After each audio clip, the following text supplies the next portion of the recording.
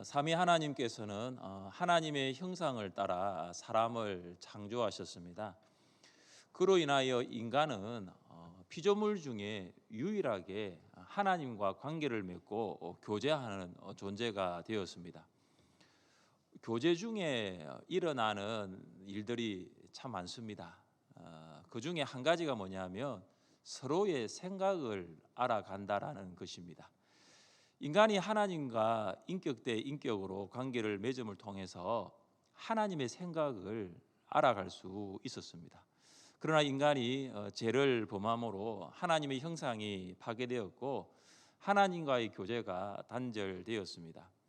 인간이 더 이상 하나님의 생각을 이해한다는 것은 불가능하게 된 것입니다.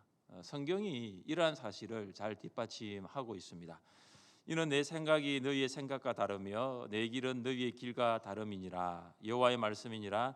이는 하늘이 땅보다 높음 같이 내 길은 너희의 길보다 높으며 내 생각은 너희의 생각보다 높음이니라. 하나님의 생각이 우리의 생각과 다르다라고 말씀합니다. 마치 하나님의 생각은 하늘에 있고 우리의 생각은 땅에 있는 것 같다라는 말씀입니다. 하늘과 땅이 만날 수 없는 것처럼 또 하늘과 땅의 위치가 다른 것처럼 우리의 생각이 하나님의 생각을 알 수 없다라는 것입니다. 그런데 우리는 하나님의 생각을 알 수 있게 되었습니다. 우리가 하나님의 사랑 안에 거할 때에 하나님의 생각을 알 수 있습니다. 또한 우리가 예수 그리스도를 믿음으로 하나님의 생각을 알 수 있게 되었습니다. 우리는 성령께서 인도하시는 말씀을 통해서 하나님의 생각을 알 수 있습니다. 그렇다면 하나님의 생각은 무엇일까요? 하나님의 생각은 선입니다. 하나님의 생각은 선입니다. 왜냐하면 하나님이 선하시기 때문입니다. 선하신 하나님께서 하시는 생각, 선하신 하나님께서 하시는 일은 선입니다. 여러분은 선하신 하나님께서 선하신 일을 하신다는 것을 믿으십니까? 선하신 하나님께서 하시는 일이 항상 선임을 믿으십니까? 우리는 우리의 생각으로 이해에 불과한 일을 만날지라도 감사할 수 있는 이유가 있습니다. 무엇일까요? 우리가 왜 감사할 수 있을까요? 그것은 선하신 하나님께서 일하시는 것을 믿기 때문입니다. 하나님께서 오늘 주시는 로마서 8장 28절 말씀을 통하여 선을 이루시는 하나님을 만날 수 있기를 주님의 이름으로 축복합니다. 우리 한 번 더 28절을 읽겠습니다. 암송하시는 분들은 보지 않고 말씀을 읽으셔도 되겠습니다.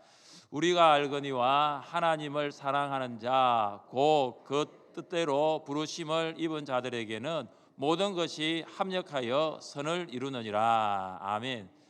28절의 시작은 무엇입니까? 우리가 알거니와 we know that, 우리가 알거니와로 시작합니다.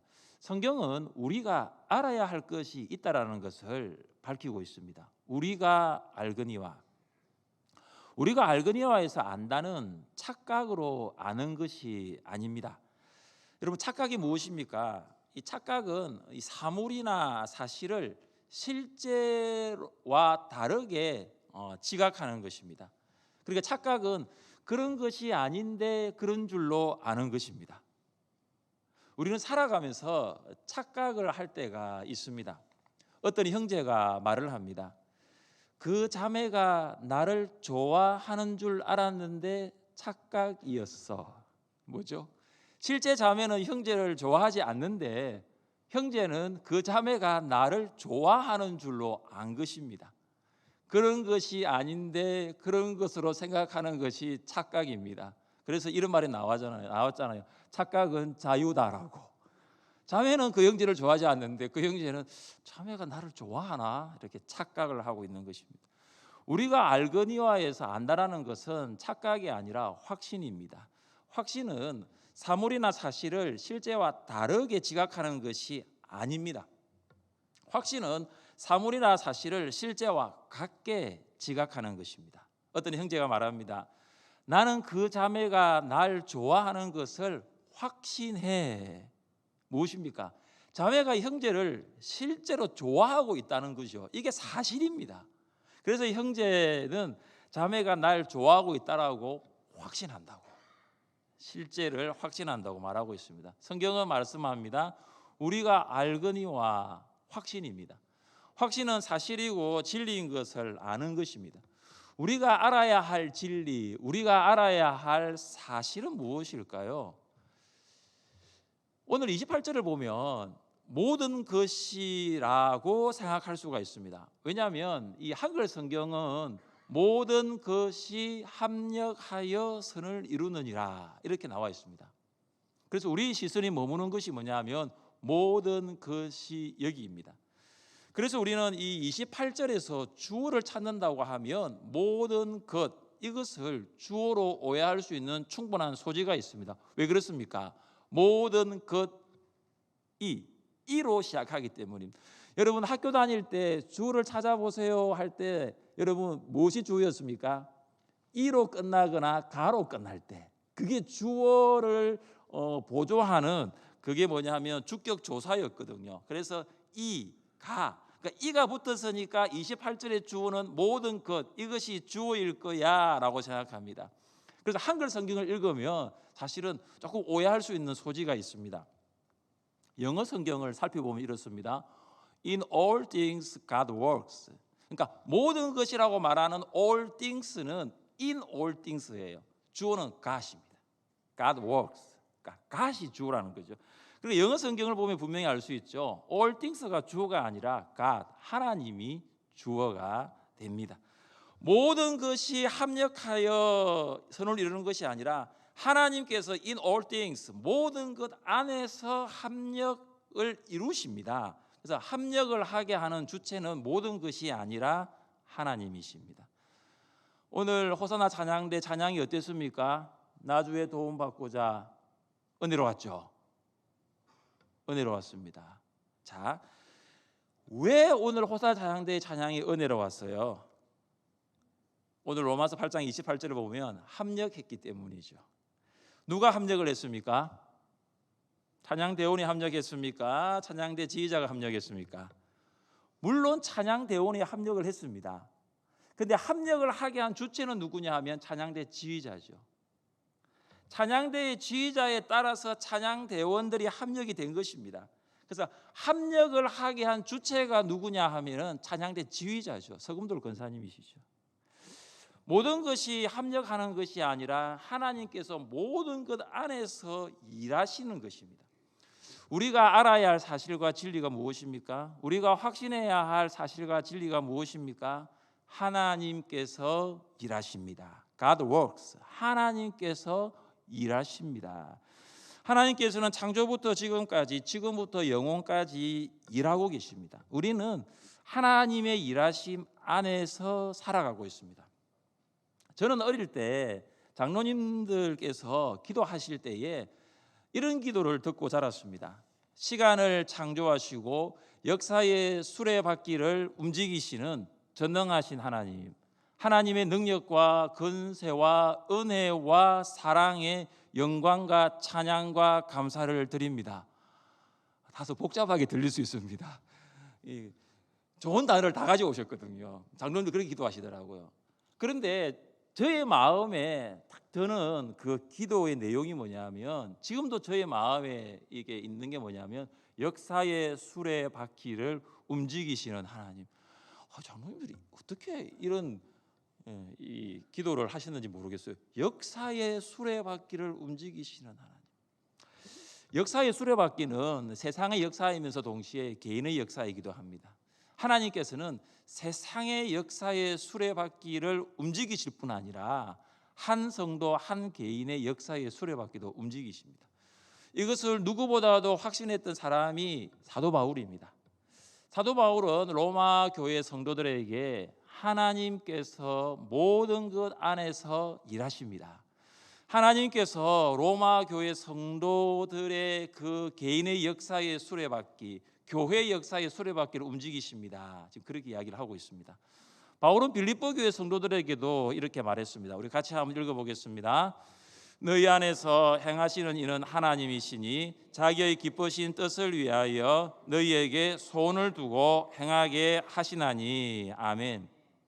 바울은 빌립보 교회 성도들에게도 여러분 안에 일하시는 분은 하나님이십니다. 하나님께서는 자기의 기쁘신 뜻을 위하여 일하십니다 라고 말합니다. 저는 하늘샘교회 성도들에게도 이렇게 말씀을 드리고 싶습니다. 하나님께서 여러분의 역사의 수레바퀴를 움직이시고 계십니다. 하나님께서는 여러분을 위해서 일하고 계십니다. 하나님께서는 지금도 일하십니다. 사랑하는 성도 여러분, 하나님께서 일하고 계시다라는 것을 확신하십시오. 때로는 하나님의 일하심이 보이지 않을 수가 있어요. 그런데 오늘 바울은 우리가 보거니와라고 말하지 않습니다. 오늘 바울은 우리가 알거니와라고 말합니다. 성도는 하나님의 일하심을 볼 수는 없을지라도 하나님께서 일하고 계심을 알아야 합니다. 보이지 않는 것을 보는 것이 믿음입니다. 보이는 것은 믿음이 아니더라도 볼 수 있습니다. 왜냐? 보이니까요.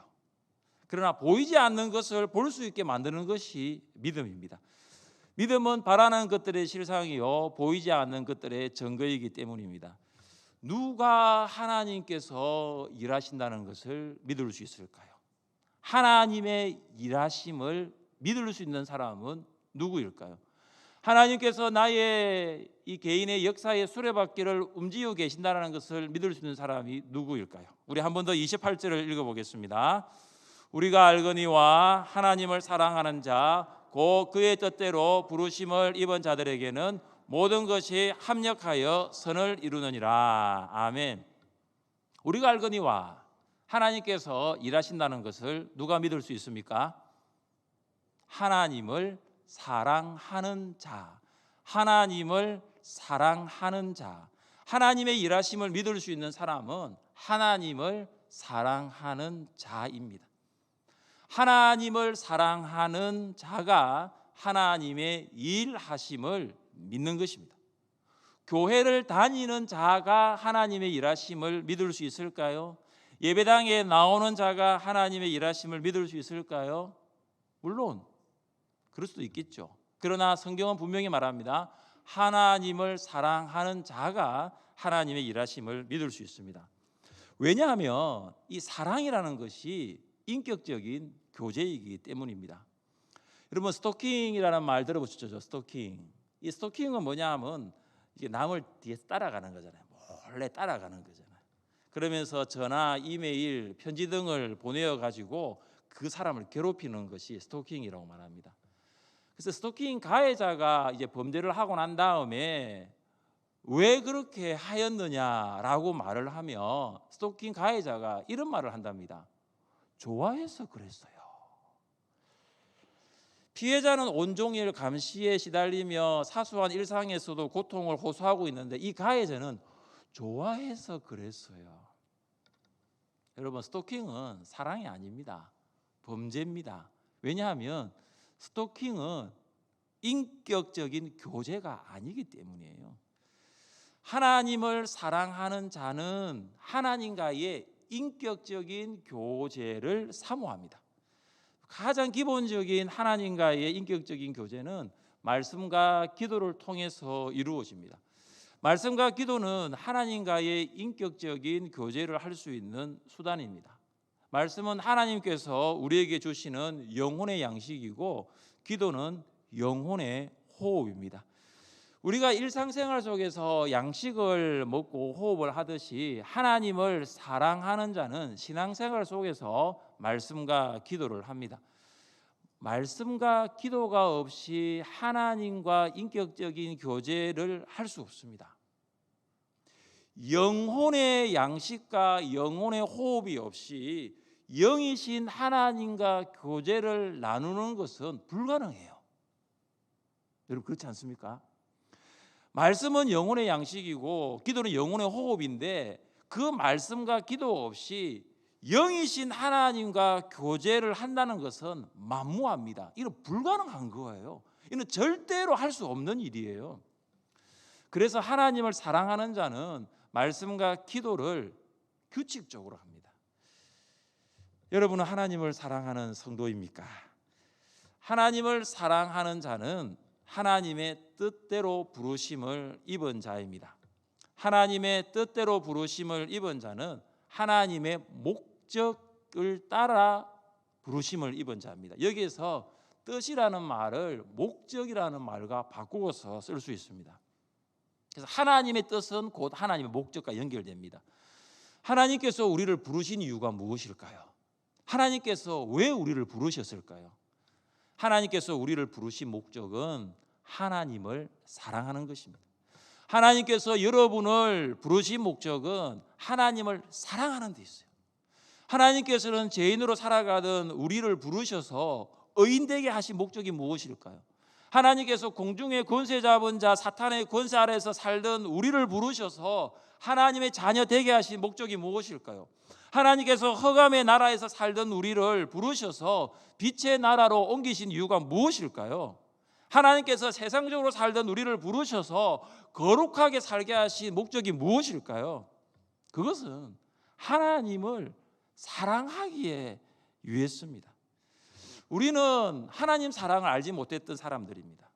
우리는 우리만을 사랑했던 자기 중심적인 사람이었어요. 그런 우리에게 하나님의 사랑이 나타났습니다. 우리 같이 한번 읽어보겠습니다. 하나님의 사랑이 우리에게 이르게 나타난 바 되었으니 하나님이 자기의 독생자를 세상에 보내심은 그로 말미암아 우리를 살리려 하심이라. 사랑은 여기 있으니 우리가 하나님을 사랑한 것이 아니요 하나님이 우리를 사랑하사 우리 죄를 속하기 위하여 화목 제물로 그 아들을 보내셨음이니라. 아멘. 하나님의 사랑이 어떻게 나타납니까? 독생자 예수 그리스도를 우리를 구원하시기 위하여 화목 제물로 세상에 보내신 것으로 하나님의 사랑이 나타났습니다. 그러니까 우리가 하나님을 사랑한 것이 아닙니다. 하나님께서 우리를 먼저 사랑하셨습니다. 우리는 하나님을 알지 못했던 자, 하나님의 사랑을 알지 못했던 자입니다. 그런 우리를 하나님께서 사랑하셨습니다. 하나님이 세상을 이처럼 사랑하사 독생자를 주셨으니 이는 그를 믿는 자마다 멸망하지 않고 영생을 얻게 하려 하심이라. 하나님께서는 우리가 멸망하지 않고 영생을 얻게 하기 위해서 예수 그리스도 독생자를 십자가에 내어 주셨습니다. 우리는 이처럼 크고 놀라운 사랑을 받을 자격이 없었는데 이 크고 놀라운 사랑을 받았습니다. 이것이 하나님께서 우리를 부르신 목적입니다. 이것이 하나님의 뜻입니다. 사랑하는 성도 여러분, 모든 것 안에서 하나님께서 일하신다는 것을 믿기를 원하십니까?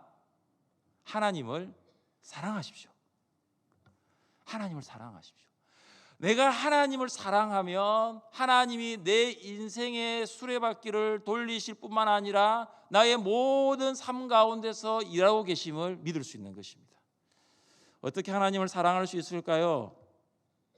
하나님께서 여러분을 사랑하신 것처럼 사랑하십시오. 하나님께서 여러분을 사랑하신 것이 어떤 것인지를 생각하시면 그 사랑을 여러분이 하나님께 드리면 되는 것입니다. 하나님의 사랑은 전 존재를 다한 사랑입니다. 하나님께서는 우리를 구원하기 위하여 모든 것을 다 드렸습니다. 하나님은 모든 것을 다 드렸는데 그 모든 것이 하나님 자신이었어요. 하나님 자신. 예수 그리스도는 하나님의 모든 것이고 예수 그리스도는 하나님 바로 그분이십니다. 우리가 어떻게 하나님을 사랑할 수 있을까요? 예수님께서 우리에게 말씀하셨습니다. 내 마음을 다하고 목숨을 다하고 뜻을 다하여 주 너의 하나님을 사랑하라. 마음과 목숨, 뜻은 우리의 모든 것, 전 존재입니다. 예수님께서는 우리에게 전 존재를 다하여 하나님을 사랑하라고 명령하십니다. 이것은 하나님의 사랑을 받은 자가 마땅히 하나님을 사랑할 수 있는 것입니다. 사랑하는 성도 여러분, 하나님의 사랑을 받으셨습니까? 하나님 사랑을 받으셨습니까? 그러지 않고서는 이 자리에 있을 수 없겠죠. 하나님의 사랑을 받으셨다면 동일하게 하나님을 사랑할 수 있습니다.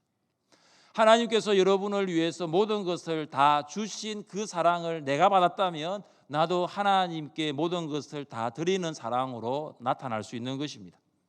하나님께서 우리를 위하여 자신의 모든 것을 드릴 때 아까워하셨을까요? 아까워하지 않았다는 것을 우리가 안다면 우리도 모든 것을 하나님 앞에 드릴 때 아까워하지 않을 수 있습니다. 하나님께서 우리를 사랑하시는 것을 망설이셨나요? 주저하셨나요? 뒤로 미루셨나요? 그러지 않다는 것을 내가 안다면 내가 하나님을 사랑하는 것도 뒤로 미루지 않고 망설이지 않고 주저하지 않을 수 있습니다.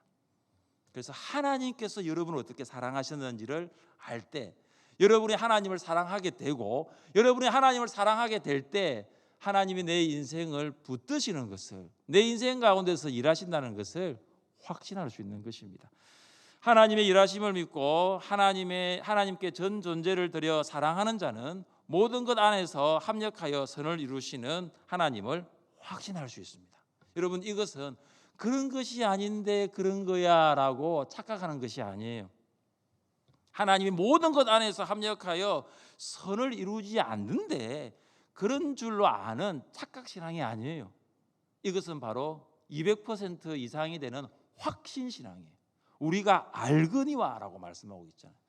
하나님은 합력하여 선을 이루십니다. 하나님께서 이루시는 것은 선이에요.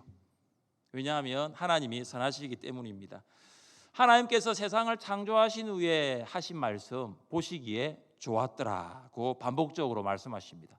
하나님의 창조는 완벽하고 부족하거나 전혀 실수가 없습니다. 하나님의 창조는 미흡하지도 않고 조금의 오차도 없었습니다. 하나님의 창조는 완벽하십니다.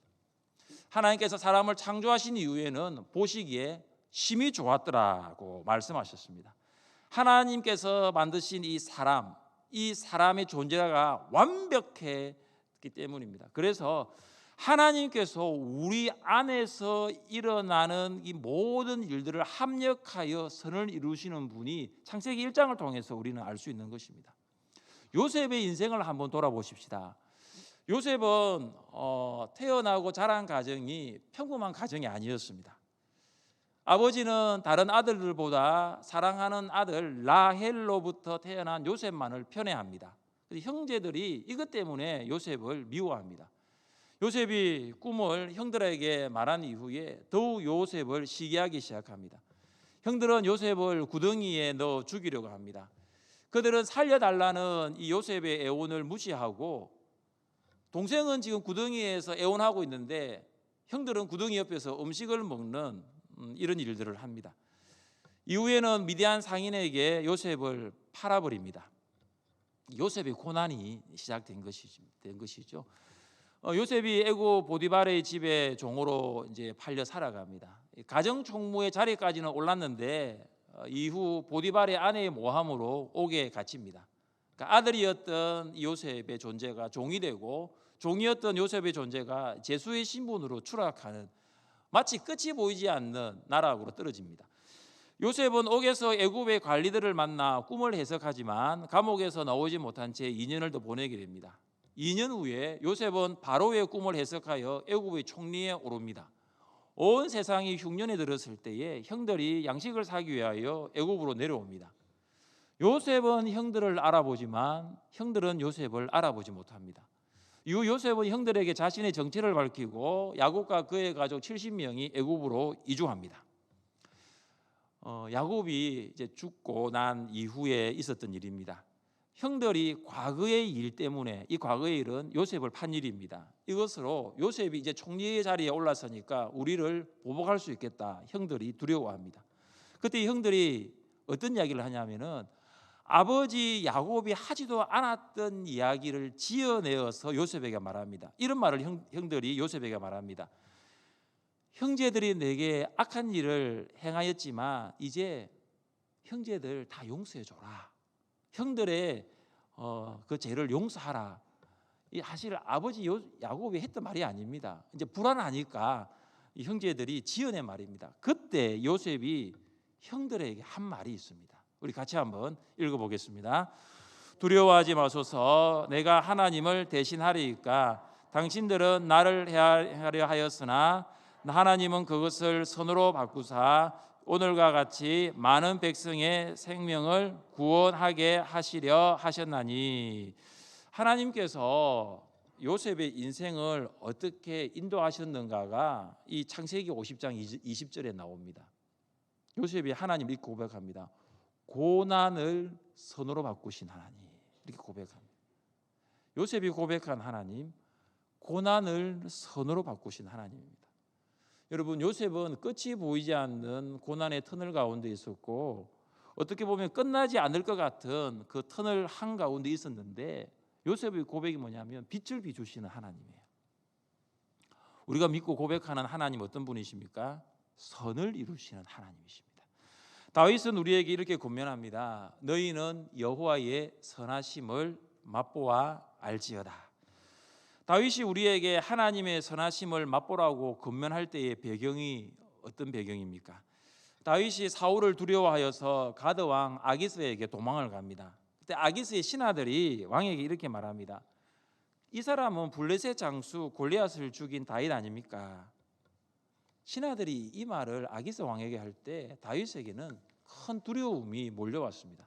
그때 다윗이 어떻게 합니까? 아기스와 신하들 앞에서 문짝을 긁으며 그리고 침을 수염에 흘리는 미친 척을 합니다.